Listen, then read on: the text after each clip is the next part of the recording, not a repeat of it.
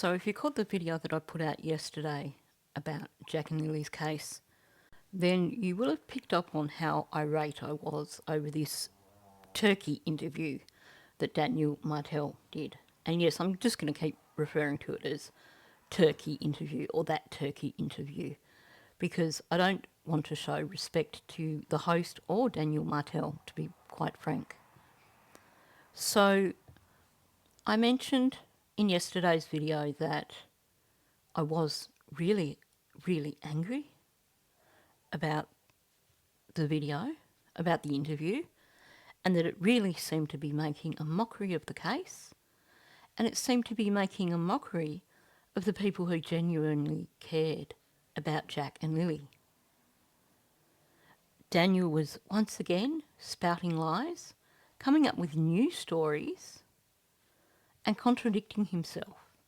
Not only that, he was trying even harder to discredit Malaya and lay the blame on her completely, and he was trying extremely hard to basically convince people to stop covering this case and stop following this case. There was even that comment at the end of the video where he was essentially telling people not to bother putting in tips anymore. You know, this ridiculous comment where on one hand he's spent the whole hour and a half pushing this narrative that he believes that someone has the children. And then at the end he's telling people, well, if you live in the United States, you've got no reason to phone a tip in. It's not like you're going to see the children there or anything. I'm like, you're claiming that someone has the children. You don't know where they are? Or you do know where they are? Like, I'm sorry, but if you genuinely thought that children had been abducted, you'd be wanting every tip to be called in. So I made the decision that I was going to strip back that interview to bare bones, that I was going to analyse the heck out of it and also expose every lie and every contradiction that Daniel made and expose every change to the narrative. I'm sick of hearing these people basically going out of their way to try and clear their name as opposed to speaking out for Lily and Jack. Putting out their fake narratives, changing their stories whenever people question them, and never once asking for help to find Jack and Lily. Never once pleading for whoever's got them, in their opinion, to bring them home. Aside from Janie's weird-ass comment about drop them off in the middle of the night on the dark road. But you know what I mean. These people have been working flat out, going on people's channels, going on Facebook, trying to basically take the attention off them. They have no concern for Jack and Lily. And as for channels like this turkey guy, who are giving them a place to share this BS, well, they should be ashamed of themselves too. And it's not about the fact that they are allowing them to come and speak on their channels. It's about being complete utter sycophants and sucking up to these people and treating them like celebrities. It's about feeding them the answers when you're asking them a question. Basically coaching them and reminding them of what their answer is meant to be. If you are going to have people connected to a case on your channel and you are going to do an interview with them, then don't suck up to them. Don't do this sickening mutual grooming thing. Don't treat them like a celebrity. Act neutral if you need to, so that you're at least getting answers out of them. Don't grovel to them. Don't put them up on a pedestal. Treat them like they're some sort of hero.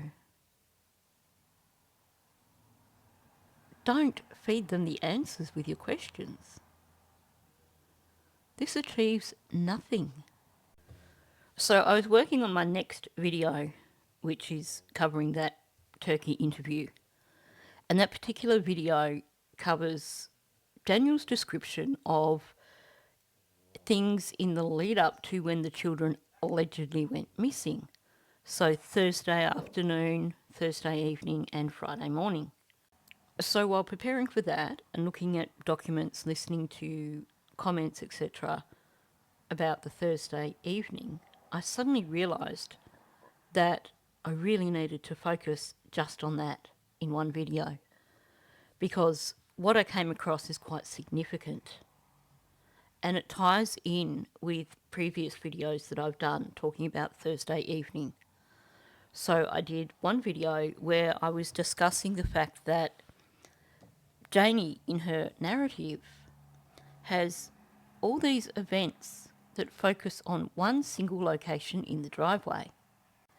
And it seemed to me like she was perhaps getting times shuffled around and placing events at different times to when they actually occurred.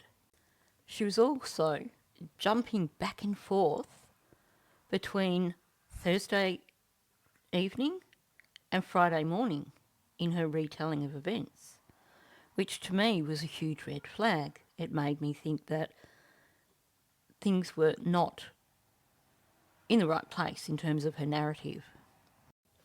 So in terms of Janie's driveway narrative, I actually did a 2-part series on that. If you haven't seen it, I'll add the link for that in the description to this video so you can go and watch it, because I think there are some rather significant things in there in relation to Janie's driveway narrative, and that links in to this video. But I realise it's the tip of the iceberg in terms of issues when it comes to looking at Thursday evening and looking at the driveway. So with all that in mind, in this video I'm going to go over what Daniel said in his turkey interview, and then I want to share with you all the inconsistencies, all the differences in the stories, the different statements that were given by Malaya, Janie and Daniel, because to me there is something extremely significant about Thursday evening. And I know this is not the first time that I've said this. I've said this multiple times, and I know that many other content creators are now saying the same thing. I think we really need to look closely at what happened on Thursday evening. So that's what I'm going to do in this video.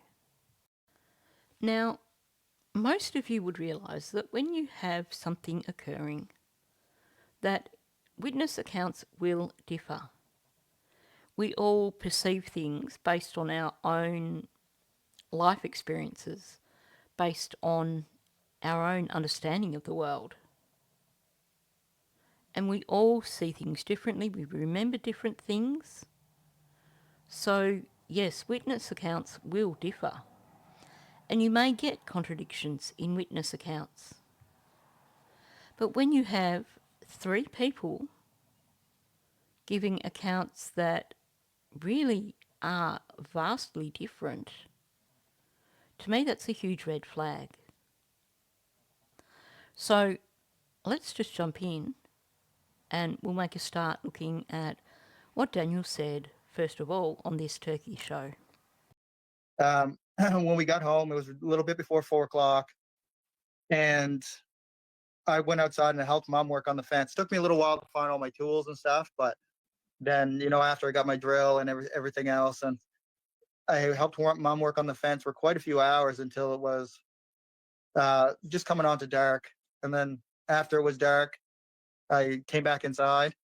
What I remember, the kids were sleeping, but when you're looking back in time, Daniel, it's hard to, kind of remember everything and get a feeling for how the night really was, because it just seemed like a normal night, right? When I came inside, I thought the kids were sleeping, and I could have swore they were sleeping. but it says in the documents that she had them up till 9 or 10 at night. I don't remember them being up that late, so I'll tell you that. Now, one of the first things that really stands out to me there is that in so much of his narrative, he claims that he doesn't keep track of the time. It's hard to really be clear on everything. He's not so sure. And yet, when he talks about what time they get home, he said, "We got home just before 4 o'clock." It's not I think it would have been about this time. He's very definitive about it. This is when it happened. Which is actually completely wrong. Because according to the documents, they arrived home at 3:11. That is confirmed by Malaya's Google, her GPS on her phone. And Malaya had a video call with Cindy at 3:37, where the kids were talking to Cindy. And put a pin in that. I'm going to come back to that. So Daniel is claiming they came home, they got home just before 4, and he's making that as like definitive, not an approximate time. This is the time we got home. And then he claims that he pretty much went straight out to help Janie. He says, "I took a little while to find tools and stuff." So he's already opening up a gap here in the timeline. I went straight out and helped Janie with the fence, but I did take a while to find my tools and stuff. Now, most people, when it comes to tools, especially power tools, you're going to have somewhere specific where you keep them. They're not going to be just lying around. If they are lying around, it'll be because you were in the middle of a job and you left them where you were working on that job. Now, he specifically mentions needing to find his drill. But when it comes to power tools, they generally have a spot where they live. They're not the sort of things that you're going to leave lying around outside. They're not going to be the sort of things that you leave lying around anywhere. You have a spot where you put them. I mean, heck, I'm ADHD. I can be pretty slack about putting things away, but I can tell you precisely where all my power tools are right now. Now, I could understand if he was talking specifically about heavy fencing tools. The stuff that, because of its weight, is a bit of a pain to lug back and forth when you're working on a fence. I mean, if you've been working hard on a fence and you've got these heavy tools with you, then yes, you may reach the point where you just dump it on the ground where you're working and go and grab it the following day, rather than drag it several hundred metres back to put it back where it belongs. But the stuff I'm referring to here is not stuff he would have used for this fence. I'm talking about your 6-foot heavy crowbar that you use for post hole digging, or your big post rammer that is super heavy because it's got to ram those posts into the ground. Or even wire strainers, they can be pretty damn heavy as well. You know, I have to confess that back when I had property and I used to do fencing, if I was in need of my post rammer or my big crowbar for digging post holes, a lot of the time I had to backtrack and think where it was that I was last working on a fence, because they are heavy. If you live on a hill, dragging them back up a hill to put them away, yeah, if you've been working hard, you do kind of just dump them on the ground. But, you know, that's an ADHD thing. I'm sure a lot of people are far more organised than me. But we're not talking about a 50-acre rural property here with kilometres and kilometres of fence line and steep hills where you've got to carry tools and stuff back up those hills.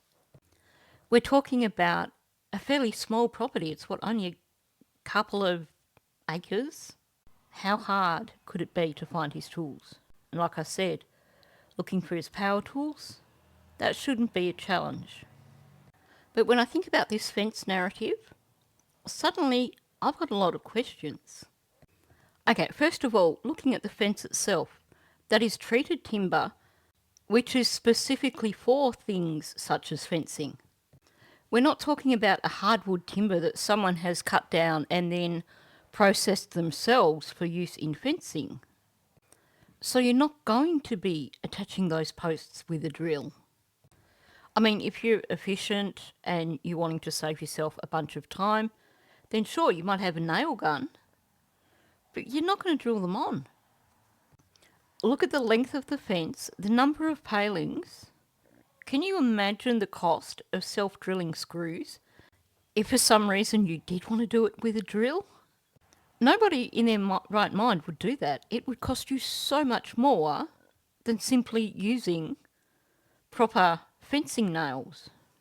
And looking at where those palings are attached, if you were going to drill them, there's a good chance that you'd end up splitting half of them and having to throw them on the burning pile. So saying he needed his drill to do this fence makes absolutely no sense to me whatsoever. Sure, if he was putting in a gate and he was putting in hinges, then he might need his drill. But in terms of practicality and in terms of cost, you're not going to be drilling these posts on.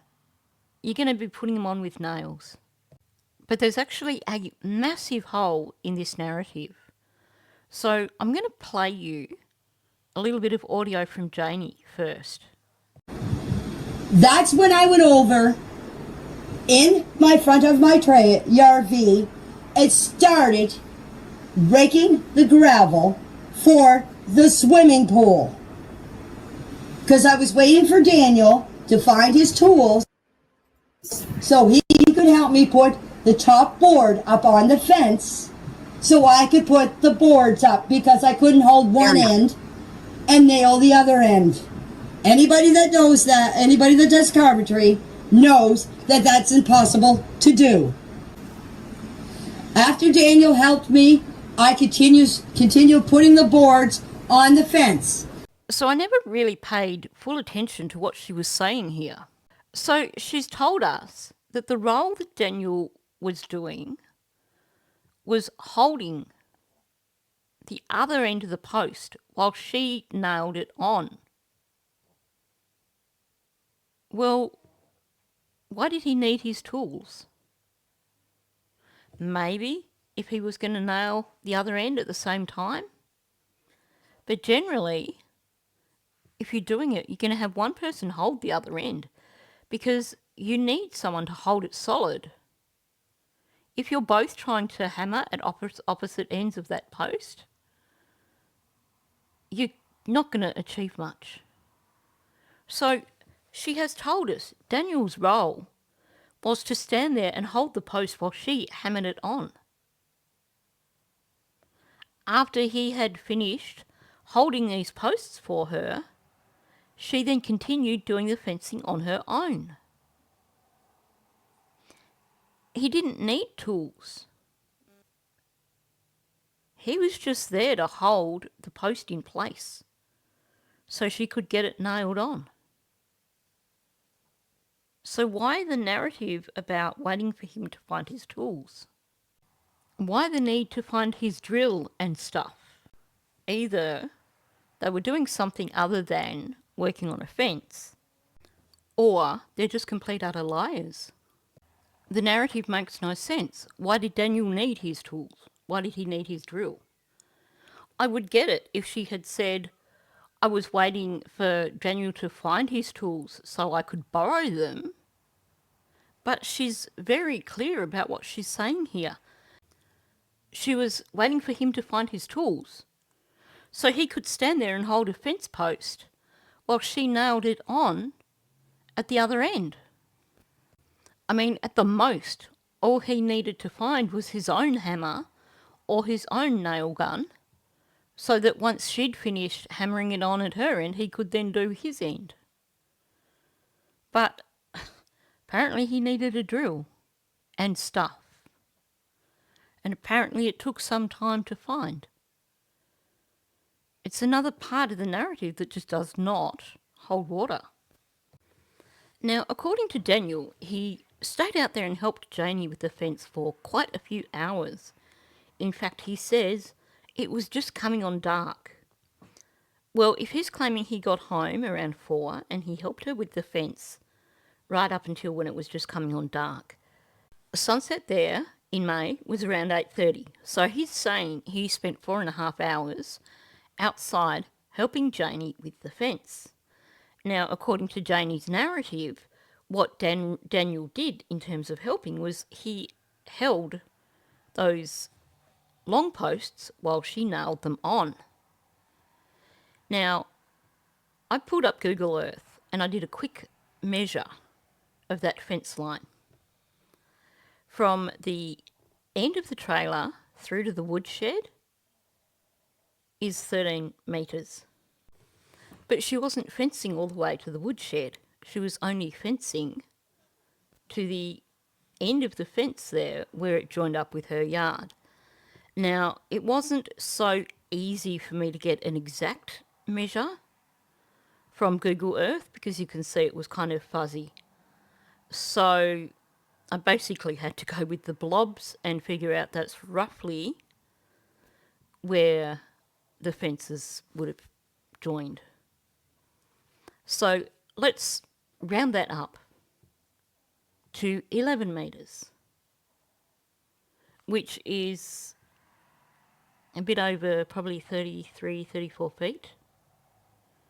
So that's not a long distance that had to be fenced. And remember, Janie said Daniel was holding the posts while she nailed them on. As you can see, there was a top rail and a bottom rail. Only 2 rails there. Now, here's the thing. When you're talking about a distance of roughly 10 metres, then you're going to be working with rails somewhere between 2 to 3 metres. If you're OCD and you want to make sure that they're not going to bow, you might go with 2 metres. That's a little bit excessive though. Most people are going to go with 3 metres, like 10 foot.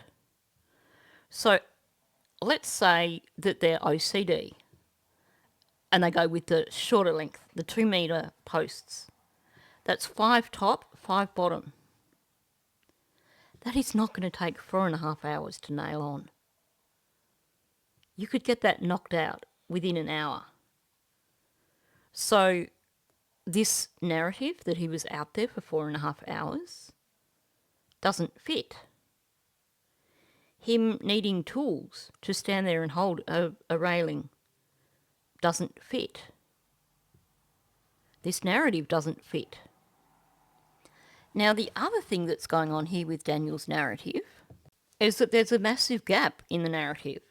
So he says he was helping Janie for quite a few hours until it was just coming on to dark.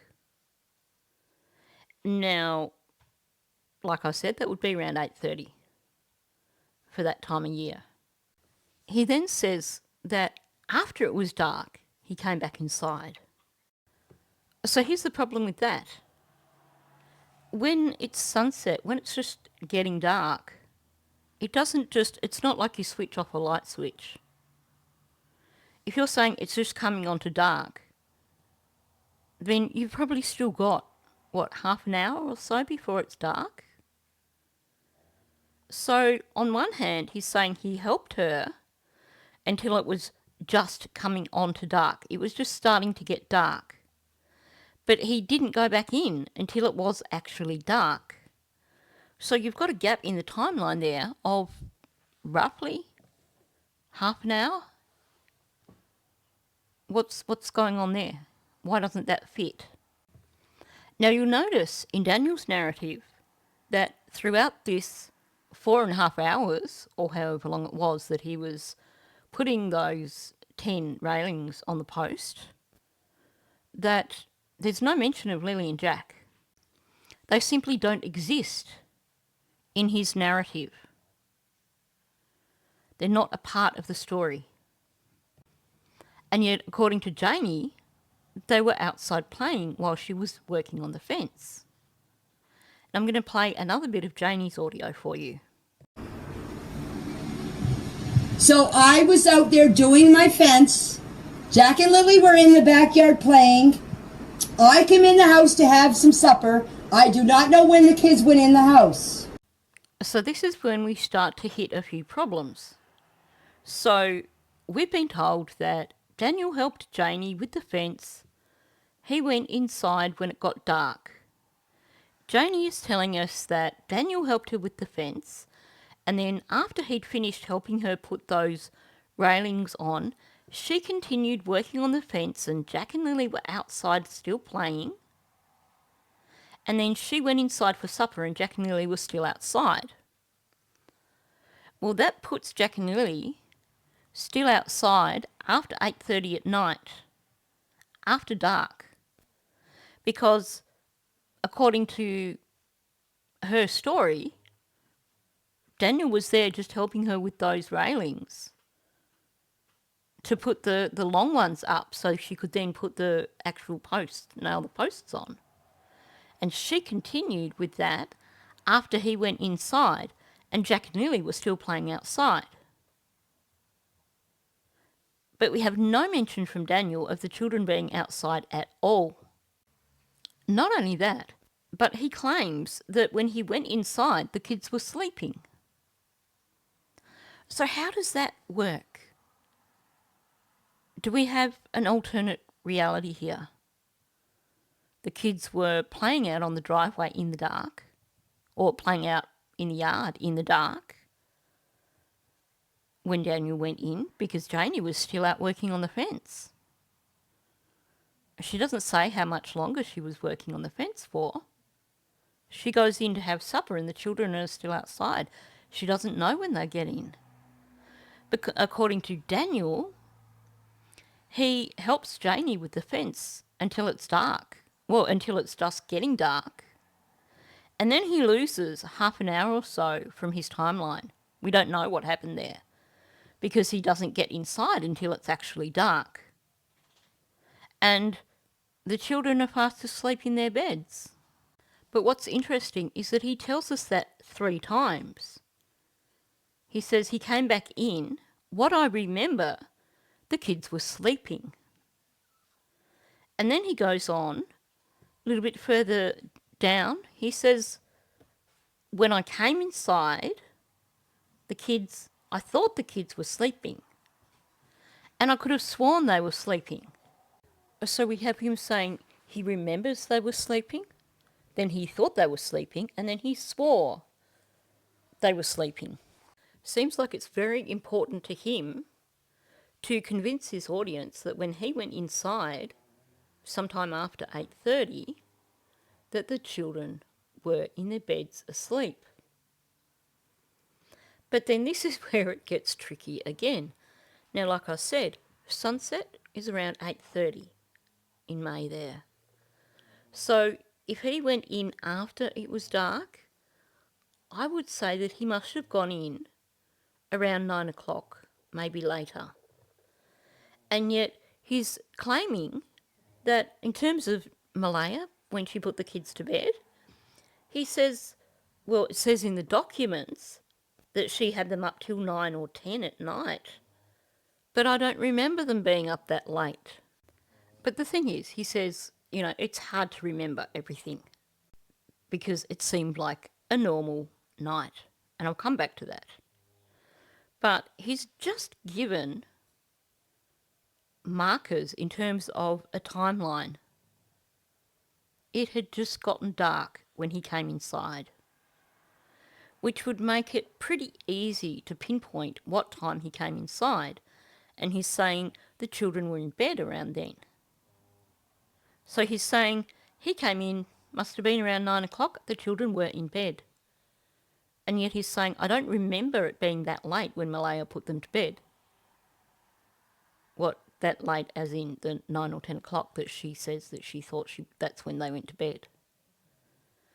So he's now trying to contradict Malaya's story when in actual fact, if it weren't for the fact that, according to Janie, the kids were still outside playing when she went inside, and she was still outside after Daniel went in. So in Daniel's reality, the kids were in bed at 9 o'clock, How does he know they hadn't just been put to bed? If he didn't come in till dark, how can he know if they were in bed earlier than that? So we have this split reality already where at the time that Daniel went inside, Janie was still outside working on her fence. The children were still outside playing in the yard. But they were also fast asleep in their beds. He says that he thought they went to bed earlier that night rather than the 9 or 10 o'clock that Malaya said. And yet he can only vouch from 9 o'clock onwards when, in one reality, those children were in bed, not the other reality where they were still outside playing. So now let's take a look at Malaya's version of events, because they don't fit with Daniel's story either. Although, to be perfectly frank, Malaya's version of events doesn't fit with her own version of events. You'll understand in a moment. So this is coming from the documents now. So Malaya is saying that in the evening she was going to do some cleaning, but she was too tired. The kids were watching a show on television. So they're not outside playing with Janie working on the fence. They were watching a show on television. And then she put them to bed. And that was around 9 p.m. So that's a little bit problematic because, according to Daniel, that would have been around the time when he came inside. And we know these are not the sort of kids that you put them in bed and they just drop down and fall asleep. We've heard the story from, I think, Daniel, where he said that basically their room was divided because otherwise they'd keep each other awake. We've been told that Lily was quite a bit of a live wire, which certainly is suggestive of perhaps ADHD. You cannot tell me that these kids were put to bed 2 hours late, so they would have been tired and cranky, and that they just crashed out and went to sleep. Because a 4 and a 6-year-old, if they are overtired, if you've messed with their routine, it's going to be harder to get them to sleep. There's no account here of any difficulties with getting them to settle and go to sleep. They just went to bed. These children that we hear all these accounts from in terms of Jack can be a bit stubborn, Lily's a bit of a live wire. They'd been out all day, all afternoon. They'd been dragged around and they didn't get to bed till 9 o'clock at the earliest. And yet suddenly they turned into perfect little angels and just went to sleep. Does that really ring true to you? And what about this whole thing of Malaya couldn't control these kids? Daniel was the one who had to discipline them. So apparently, the night before they allegedly went missing, Daniel wasn't in the house, and yet these kids turned into perfect angels. They straight away went to bed when Malaya put them to bed. They didn't do any of the stuff that children that age would normally do, the calling out, I need a glass of water, or climbing out of bed and playing with toys. They didn't react when Daniel came into the house. But it looks like he came into the house at the same time she was putting them to bed. And yet that didn't stir them up. They were fast asleep when he came in. It just does not gel at all. And then she talks about Daniel staying up, and she doesn't know what time he came to bed because he didn't wake her up at any time through the night. So what was he doing from 9 o'clock through till, he claims, midnight, when he stuck his head in, turned the light on and checked on the children? I'm just wondering how many parents out there go out into their children's bedroom at midnight and turn the light on to make sure they're asleep. Okay, so this was Malaya's first telling of events. Now I'm going to move on to her second account. So we have that evening she got the kids something to eat and they were watching TV. She said they might have gone outside sometime to play, but they came in when it was getting dark. So she's got they might have, meaning it's a possibility, but then she says they came in when it was getting dark, so she's now made it a definite thing. It's not, it's gone from a possibility, they possibly might have gone out, but they definitely came inside when it got dark. That in itself is problematic. On one hand, she's suggesting that she doesn't know if they went out and played, but on the other hand, she's saying she definitely knows that they'd been outside playing and they came inside when it was getting dark. And here we have her saying they were hyper and excited, which goes back to what I was just saying before about this notion that Daniel came inside just when it got dark and these children were sound asleep in their beds at the same time that they were outside playing in the yard. And that they had apparently settled perfectly and just gone straight out like a light. But now Malaya is saying in this version of events that they were hyper and excited. And I would find that to be far more believable. They would have been overtired. They would have been hyper and excited from being out doing all the stuff that they did in the afternoon. They bought food and brought it home with them. So it's possible that the children may have had something that contained preservatives or something that they normally wouldn't have. It's possible that they may have eaten later.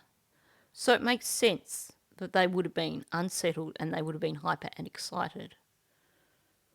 It certainly makes more sense than them being out like a light at 9 o'clock when she put them to bed. So now she's got them being hyper and excited and she got them tucked into bed around 10 p.m. This is her second version. Well, this is even more problematic when you look at it alongside Daniel's narrative, because he claims that he went in when it got dark and the children were asleep in bed. That has him going in at about 9 o'clock. And now she's saying they were hyper and excited, which I find more believable, as she got them tucked into bed around 10 p.m.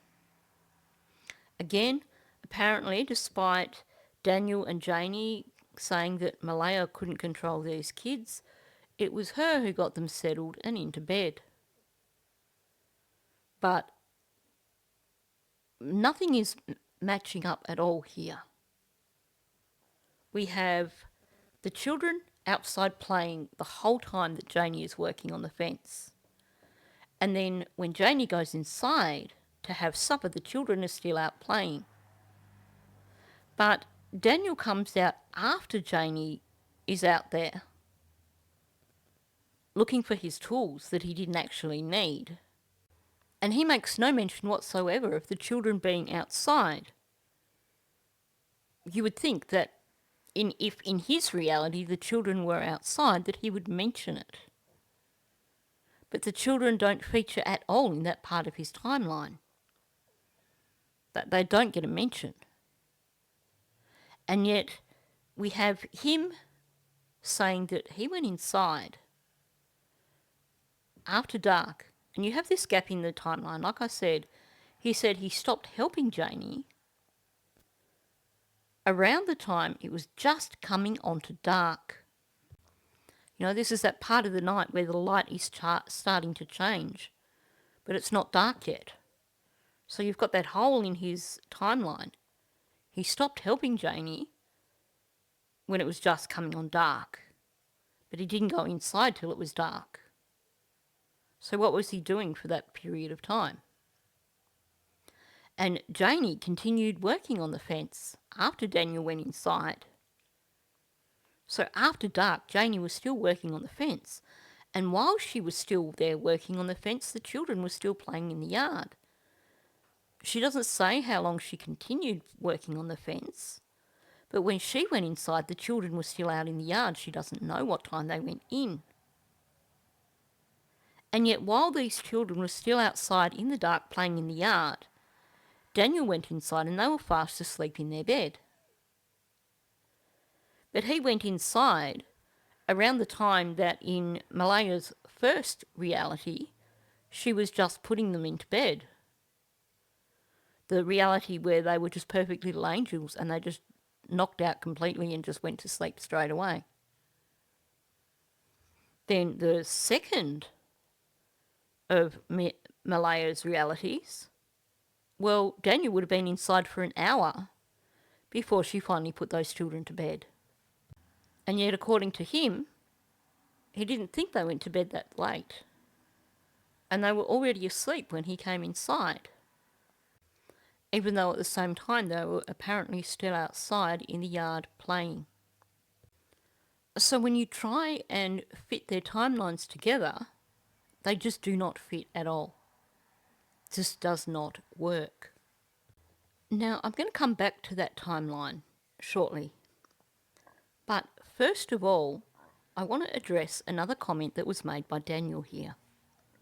So in between telling us multiple times that the children were sleeping when he went inside, or he believes they were, or he thought they were, or he's certain they were, he says this.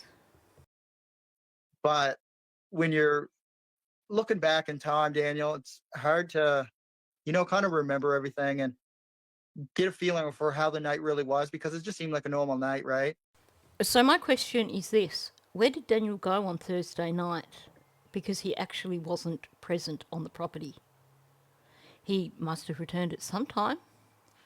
But I don't believe that he was helping Janie with the fence. Or if he was, it wasn't for 4.5 hours. So obviously I don't believe that he was helping her till it was just coming on to dark. Or that he came back inside after it got dark. Now this part of his statement that I just replayed, it was really, really important to him that this Turkey guy bought what he was saying. How do we know that? Because once again, he threw his name in. Throughout this interview, he is constantly using this guy's name as a way of manipulating. So he's like, when you're looking back in time, Daniel, so it's that manipulation thing. He's trying to make it sound like he's being sincere. He's trying to make it sound like there is this personal connection between them, which basically, if you've got a personal connection with someone, there is this notion that you're going to be telling them the truth. He's giving the impression of having this personal connection to basically sell his story. I wouldn't lie to you because I have this personal connection with you, so much so that I'm using your name. I'm addressing you by your name. That tells you how I feel about you, so I'm not going to lie to you, so you have to believe my comment. So you'll notice that the structure of his sentence isn't even grammatically correct, meaning that he's not really being truthful here actually. This is just complete utter BS. When you're looking back in time, it's hard to, kind of remember everything. He's stopping and starting. He's not being fluent in the way he's speaking. And he's basically adjusting his sentence as he goes along. And then he says, from this he says, and get a feeling for how the night really was. That's what tells me he wasn't actually there at this period of time that he's trying to describe. When you tell someone you're trying to get a feeling for how something actually was, basically what you are telling them is, I wasn't there. I'm just basing it on what I know, on what I've been told or what I believe. You don't need to get a feeling for something if you have experienced it firsthand. It is not the language that you use when you've experienced something firsthand. No, he says kind of remember everything, which that is on the right track. You know, it's hard to kind of remember everything. That could suggest to me that he was there, he was actually experience it, he was part of it. But he shoots himself down when he says get a feeling for how the night really was.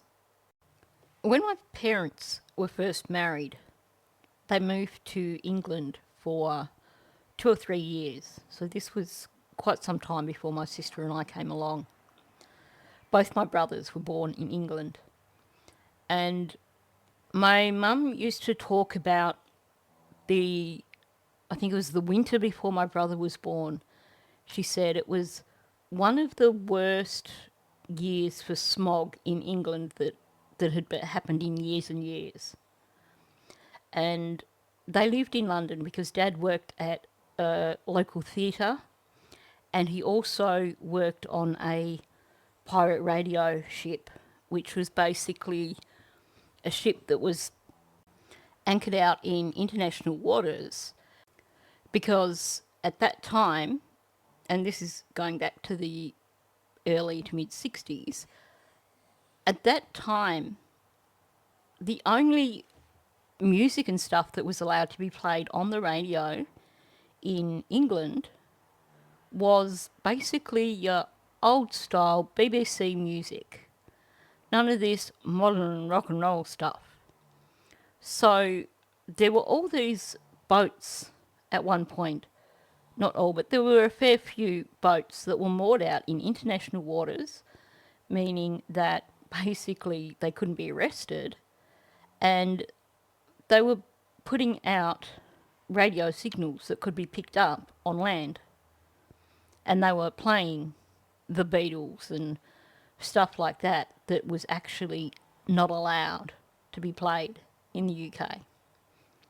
So my dad worked on a pirate radio ship, and he worked in one of the theatres as well. So because of that, they had to live right in London. Of course, when Dad was on the ship, he lived on the ship for like a period of time, and then he'd come back to shore. But I won't go down that track too much.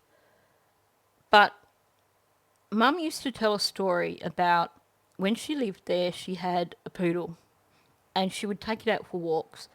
And like I said, this was apparently the worst year that London had seen in a long time for smog. So back in the 60s, there was a real problem with smog in London, to the point where you couldn't, at times, even see in front of you. And Mum gave this description of times when she would take her dog for a walk, and the smog would get so thick that the only way she would find her way home was because the dog would basically know where they were going, and she would just follow the dog.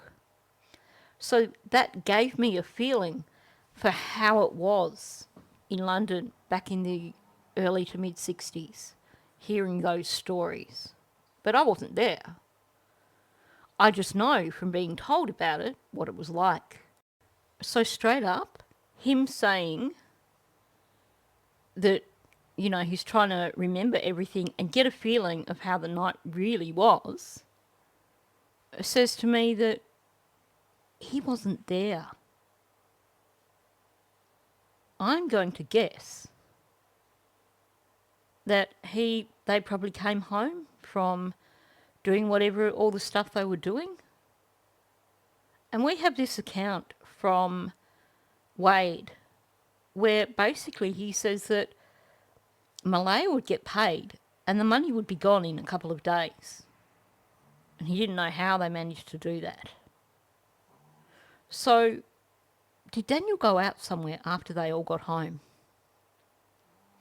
Because you hear Malaya, her account doesn't really include Daniel, other than saying that he was going to do some chores around the house, but when she got up there was no sign of that.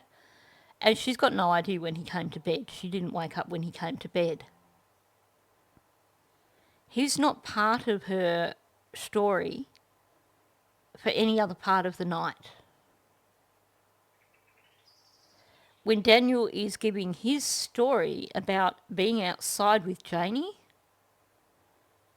he's not including the children in that. So they don't exist in his story. You have Malaya saying, yeah, the children might have gone outside, but they got to bed really, really late. You have Janie giving Daniel a somewhat brief role. He apparently held the fence railings while she nailed them on. But apparently he had to go and find his tools first to do so, which makes no sense. You don't need tools to hold a rail. But she does place the children outside the whole time that she's outside doing things. So let's for just one moment take Daniel out of the equation. Can we fit Janie's timeline and Malaya's timeline together? I think we possibly can, because Janie doesn't give a definitive time in terms of when she went inside or when the children went inside. She says the children were outside the whole time that she was out there working on the fence or raking gravel. And then she went in to get supper and the children were still outside, and she doesn't know what time they went inside. We have Malaya saying they got home, she gave the children dinner, they watched TV, they may have gone outside. But then she follows through with the comment that they came inside when it was getting dark. Okay, so there's nothing contradictory between Janie and Malaya's statements. If we remove Daniel, then we don't have an issue with contradiction.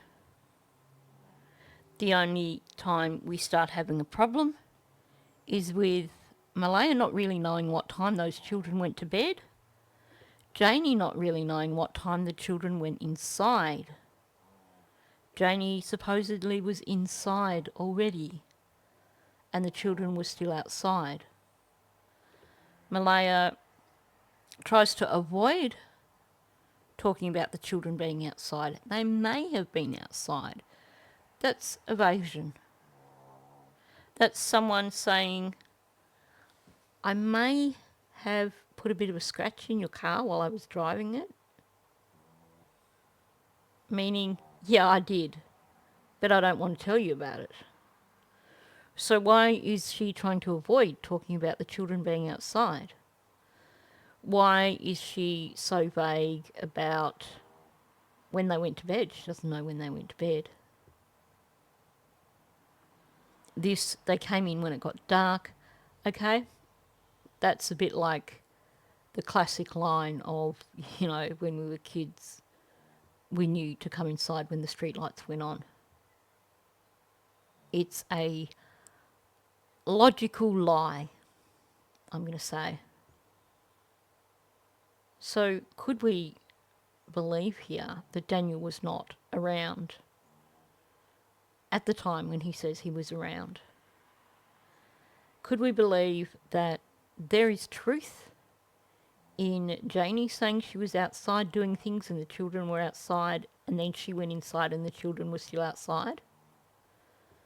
And could we say there is truth in Malaya saying that the children did go outside at some point on Thursday evening? They don't seem to contradict each other about that. They seem to agree with each other about that. Now, I've mentioned before that when it comes to Janie giving a recount of events, that she seems to cross over her timelines. So she might talk about, I went out and I was raking gravel in the location where Malaya was standing. And yet the story of the raking gravel is supposedly Thursday night. Malaya was apparently standing in front of her RV on the Friday morning. But she's mixing her timeline and she's squishing those two things together.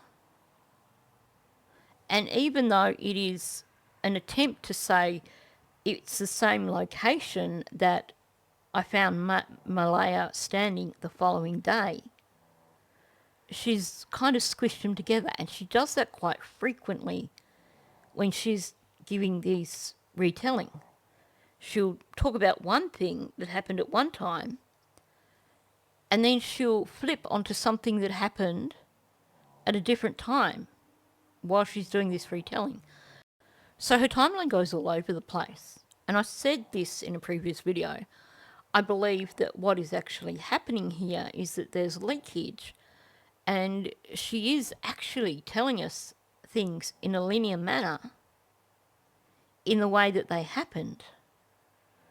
But when she's trying to give the official version, that's why it sounds odd. Because if we take the this happened Thursday night, this happened Friday morning out of it, and just say things in order, then it starts to make sense. It starts to sound like a lineal recount. So where am I going with this? I'm going to replay some of Janie's audio for you again, and then explain where I'm coming at from that. And I will say this is a partial recap of stuff that I've covered in previous videos. I heard the dog bark. The kids were outside. I heard the kids. And then after that, I didn't hear nothing. Everything just went completely silent. And the dog barked when he heard them outside. And then it went completely silent. And my dog never said a word after, or never barked, never barked after that. So I played those two bits of audio back to back because I wanted you to hear the leakage when she's talking about the dog never saying a word. So the narrative here, and I've said this before, when she's giving this narrative, it seems to, in terms of location and events, it seems to get confused in with her Thursday evening narrative. So we have the kids outside playing in the same location. We have her inside, all this stuff. I've covered it in another video, so I won't go into it. But basically there is this crossover, this confusion. It's like there's a wormhole, and both these events are happening at exactly the same time. So she said she heard the kids, her dog barked, and then it went completely silent. And then in the second retelling, you get this leakage, and she said her dog never said a word. And then she corrects herself and said never barked, which was not really much of an improvement. It was still leakage. When you hear someone say, they never said a word again, that implies someone is deceased. Or something catastrophic has happened which has silenced them permanently. So we know dogs can't say words. So we have this event. The kids were outside and suddenly everything went really, really silent. Just in that instant, it went completely silent. And then she follows through with her dog never said a word. And then she's like, never barked again. It's leakage. She's saying the children were outside, something catastrophic happened. That is my belief, because that is exactly how it comes across. And let's be real here. If the children had wandered off into the woods, or if the children had been abducted, it wouldn't suddenly go completely silent. You would hear them going. In fact, she has even said that when they're up in the woods, she can hear them. She's said if kids get out on the driveway, I would hear them. So this thing of suddenly going completely silent certainly suggests something happened immediately, something catastrophic, which meant that those children never said a word again. Now, moving on from that. Tell you the truth, if I was a child that was in a fence and got out of it and was running, yes, I would be excited to go. And those kids are always excited when they're running around because they're always screaming and hollering. Now, this is a really random bit of information to just offer up out of the blue. And I've spoken on this before also. So she's saying if they got out on the driveway, they'd be excited, they'd be running, they'd be yelling, they'd be making a lot of noise. Well, isn't that what she's just described that she heard when she was inside her RV? She could hear them outside. They were being quite noisy, they were quite excited, and then it went completely silent. Like something suddenly happened.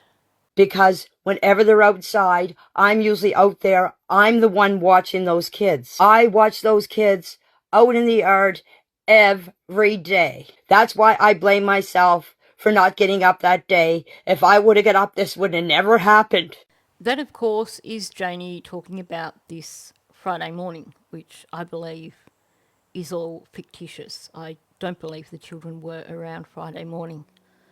But she's saying, essentially, well, I watch the kids when they're outside.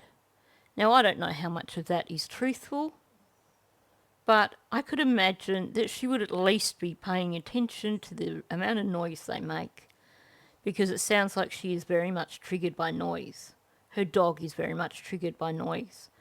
So she certainly would be aware when those children are outside. And she's saying she blames herself for what happened to the children. She says, if I'd have got up, this would have never happened. This being a single event, a thing that happened. She's not talking about children being abducted, children wandering off into the woods. She's talking about something happening to those children outside. She's made this comment out of the blue about if they'd have gotten out onto the driveway and they would have been running and making a lot of noise and they would have been excited. She's talking about hearing the children outside being noisy as they do.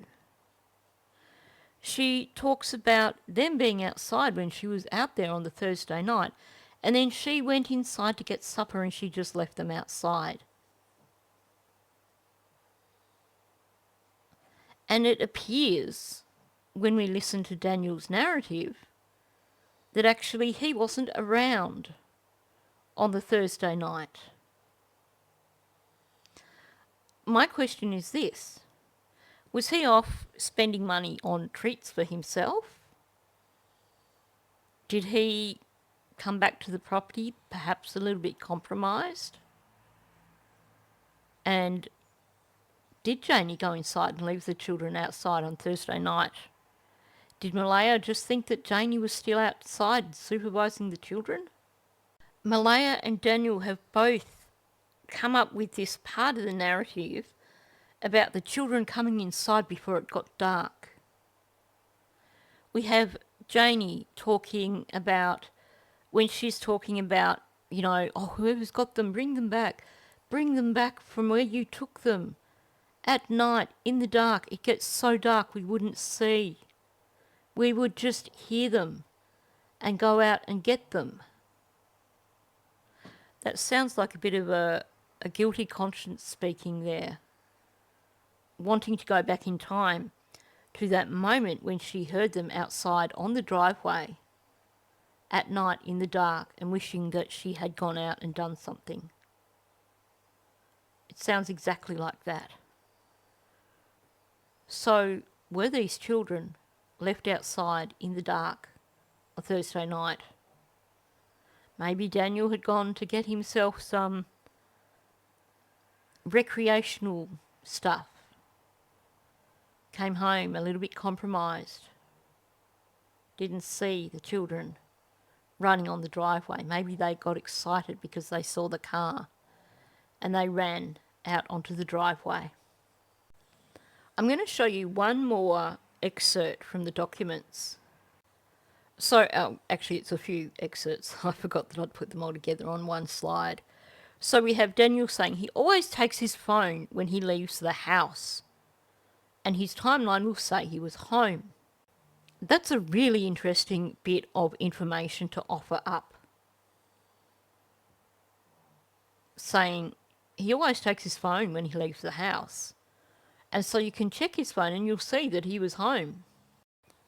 This is on top of him saying that on the Friday when he was out and about searching, he didn't take his phone with him. But here he said he always takes his phone with him when he leaves the house. Okay, this driveway story, he was in the driveway helping Janie with a fence. Is this because he did take the phone with him? And maybe it picked up reception in the driveway. And so he needs an explanation of why the phone was in the driveway after dark. I don't know, but it's just an odd thing for a person to offer up. Oh, I always take my phone with me. You'll be able to see that I was home, because if I wasn't home, I would have had my phone with me. Now, let's talk about what Janie said. Now, I have no doubt that what she is trying to talk about here is the search efforts. Her going up to that road that's up behind the property and meeting Daniel there. But the problem with this is the way she's telling it. She's saying she was concerned about the timeline because there was no way the kids could have walked from the yard up to the road where Daniel was in the vehicle without her seeing them. That's actually not logical, because according to the story given by all of them, they noticed that the children were gone a short while before Malaya rang 911, meaning that the children had been gone for quite some time. So Janie is saying here that basically she was inside her RV and she'd heard the children playing and then they just went completely silent. Why would she see them?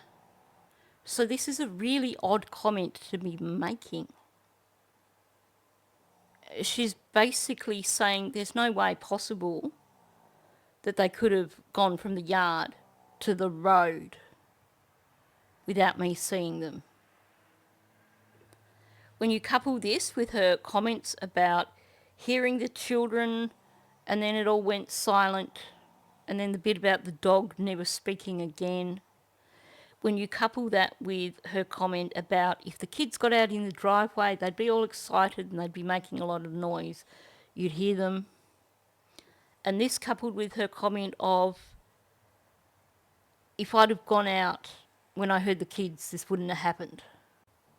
Now, obviously, we would have to hear the audio for this to be certain that the person who's writing this report hasn't just misquoted.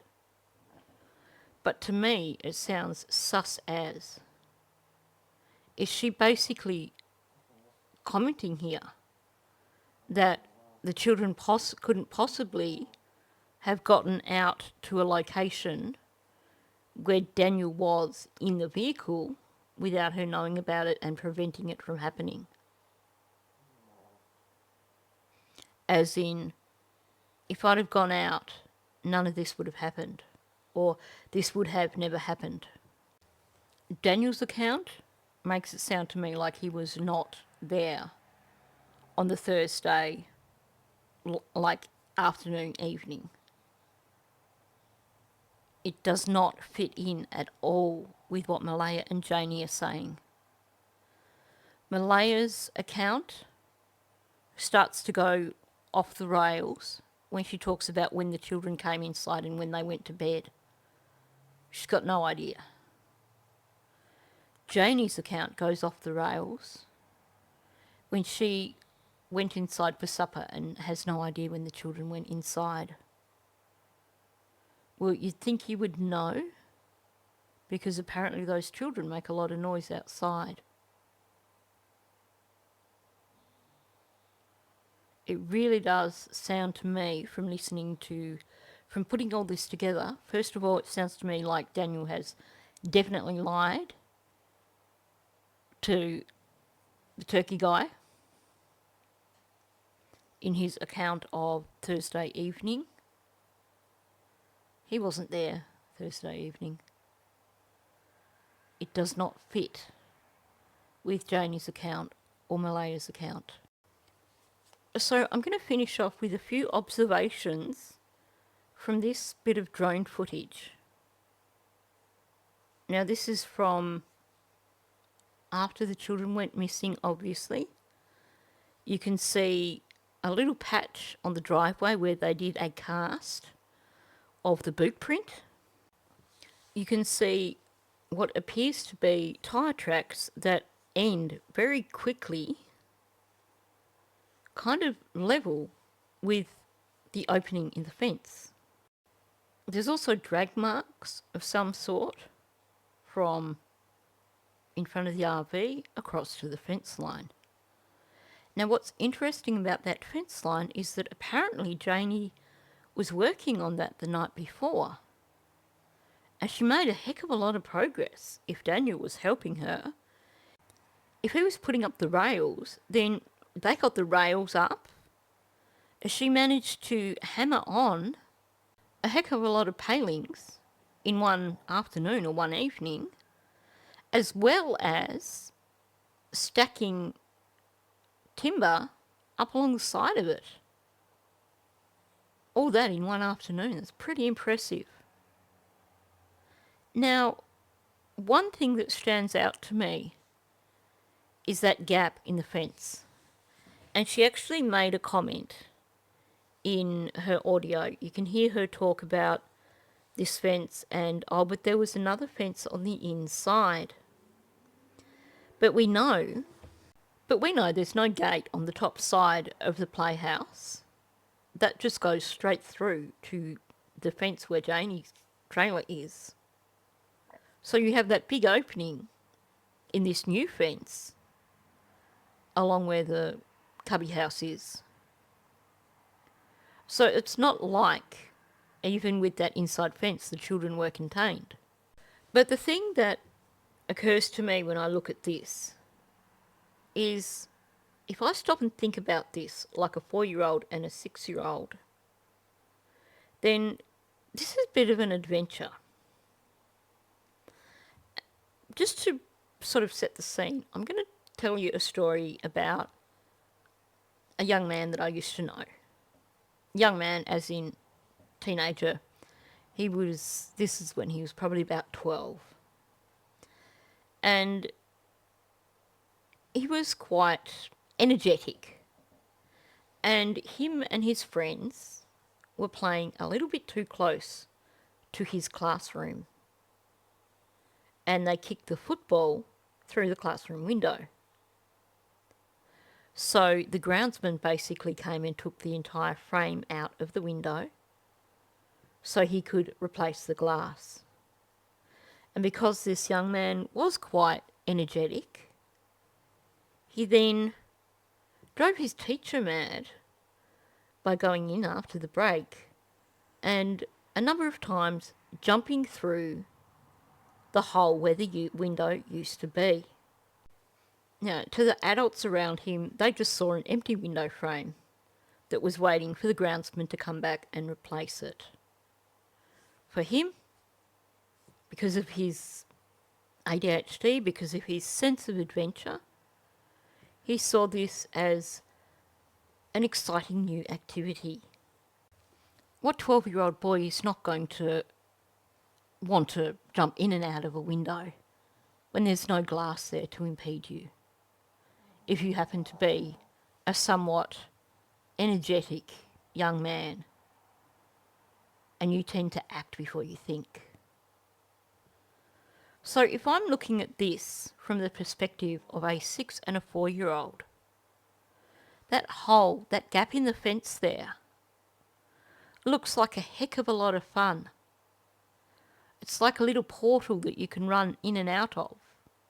It's even got the bar on the top. We would just see it as an incomplete fence. A 4 and a 6-year-old would probably see that as a lot of fun, running in and out of those holes. This is just speculation, of course.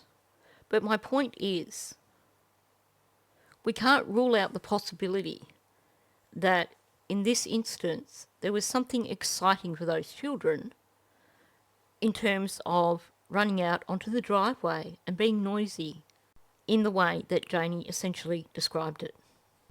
You have a new fence going up, which, while it's incomplete, provided a new exciting adventure. Something that for a 6 and a 4-year-old would be something new in this environment where they live. Let's say, hypothetically, they were running in and out of that hole in the fence because it looks like it would be a lot of fun for little kids. If someone was driving up that driveway at night time in the dark, Janie tells us it's pitch black. There's no lights.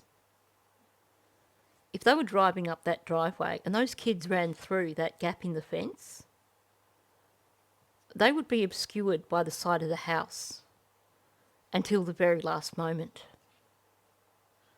It is certainly quite plausible that those kids were amusing themselves running back and forth through that hole in the fence, a new plaything, and that maybe someone did drive up that driveway and it was dark and they didn't see them. So many things point to the possibility of whatever happened to those children happening in the driveway. Not only that, but Daniel's account just doesn't ring true. It makes me think he was not there on the Thursday afternoon, the Thursday evening.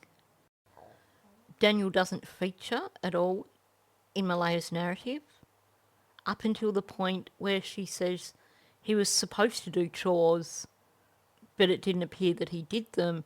She doesn't know what time he came to bed because she didn't hear him come to bed.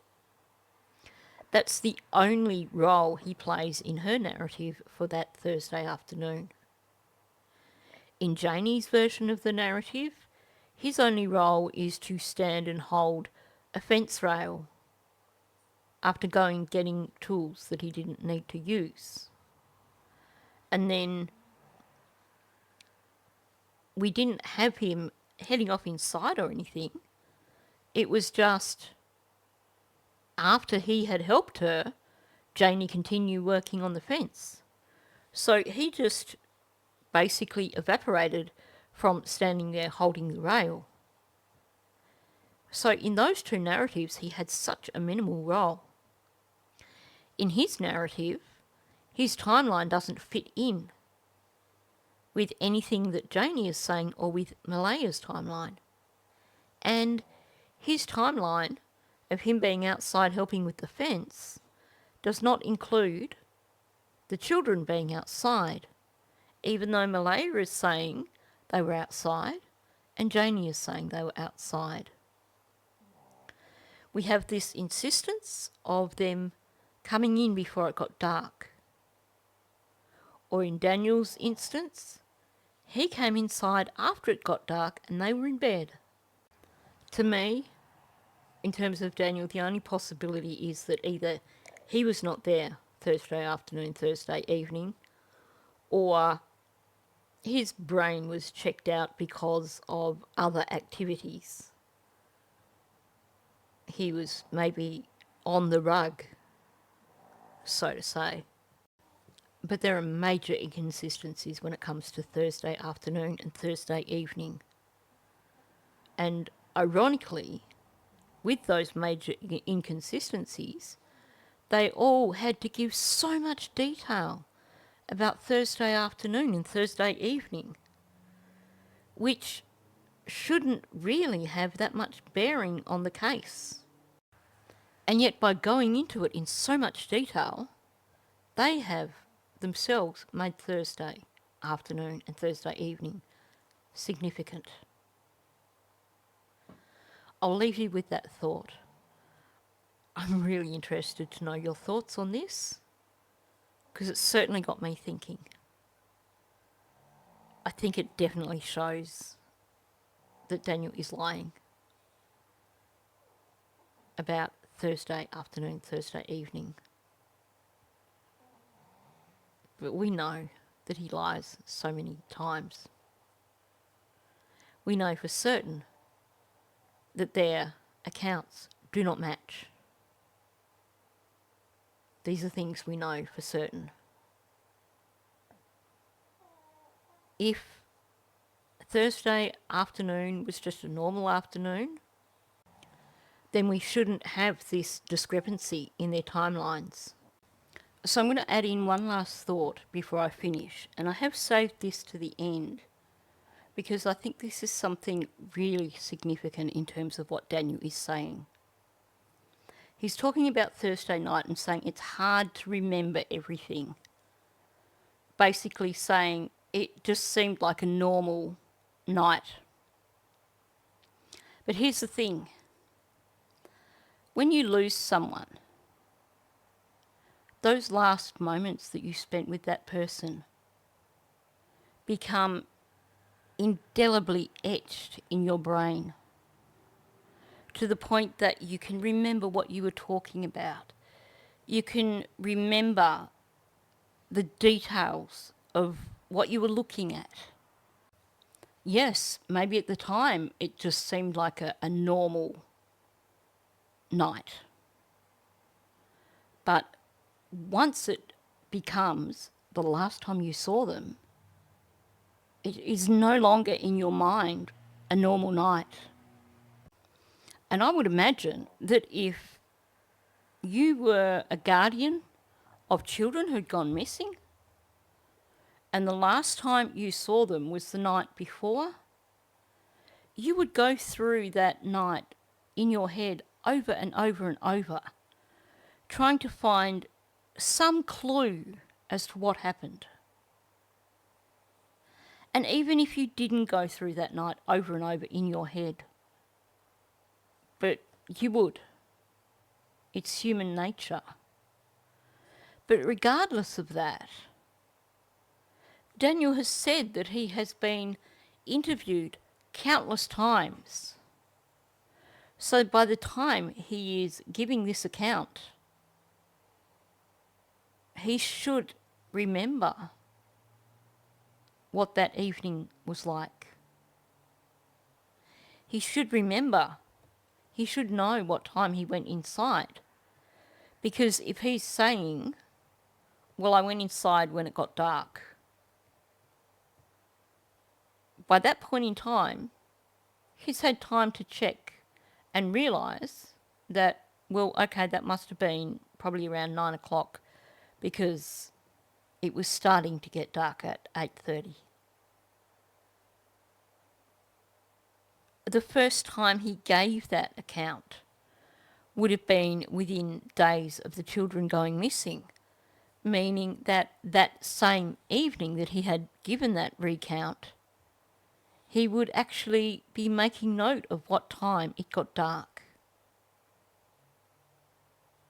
So him claiming to have these gaps in his knowledge because it was just another night, it was just a normal night, that doesn't add up.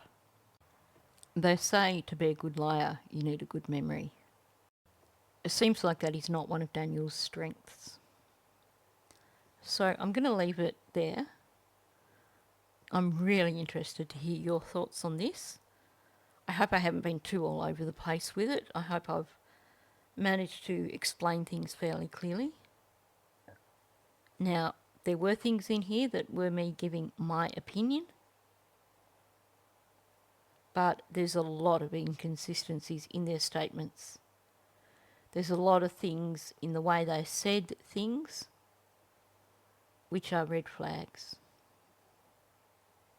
So please do leave me a comment below and let me know your thoughts on this. So on that note, thanks for listening. And please, if you are new to my channel, please do subscribe so you can catch more of my videos. Thank you, and I'll catch you in the next one.